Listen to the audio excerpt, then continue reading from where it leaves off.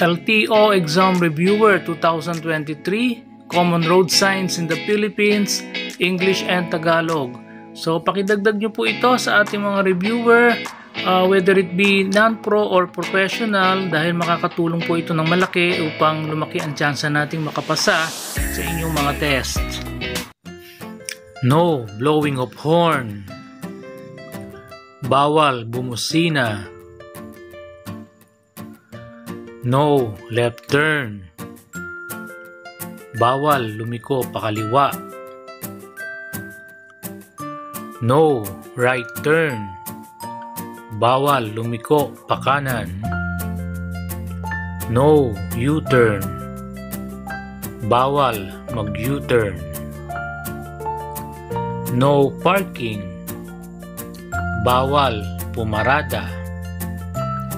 No entry.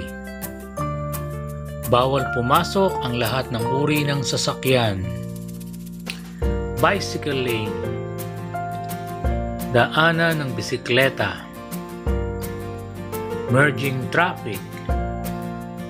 Sasanib sa trapiko pagpasok sa sangandaan.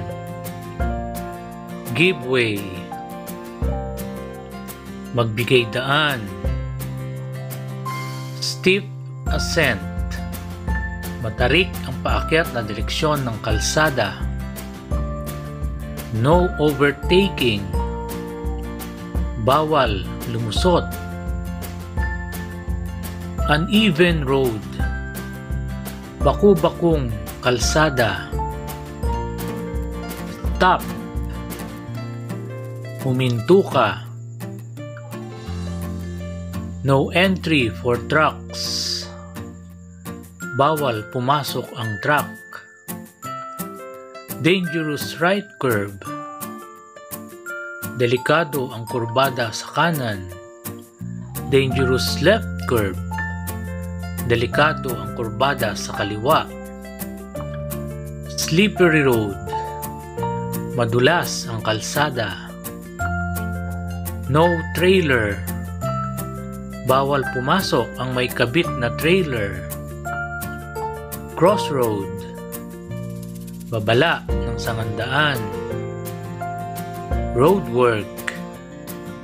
Ginagawa ang kalsada. Speed limit. Nakatakdang tulin ng sasakyan. Railroad. Daang tren. Riverbank. Ilog.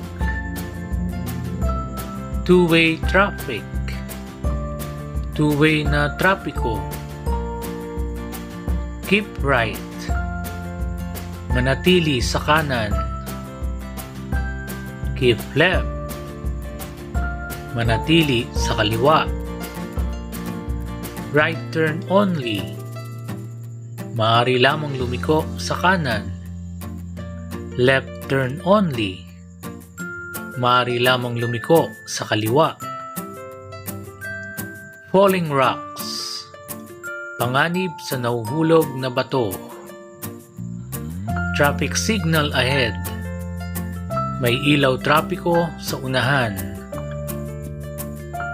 Dangerous curve ahead. Delikado ang kurbada sa unahan. School crossing. Pook tawiran ng paaralan. Narrow road ahead. Papaliit ang kalsada. Steep descent. Matarik ang pababa na direksyon ng kalsada. Roundabout ahead. Ikaw ay paparating sa rotonda. Turn left or right. Liliko ang kalsada pakaliwa o pakanan. Animal crossing. Tawiran ng hayop. Pedestrian crossing. Pook tawiran. Width limit. Bawal pumasok ang sasakyan na hihigit sa 2 metro ang luwang. No parking from Monday to Friday. Bawal pumarada mula Lunes hanggang Biyernes. Load limit. Bawal pumasok ang anumang sasakyan na may bigat na hihigit sa 5 tonelada.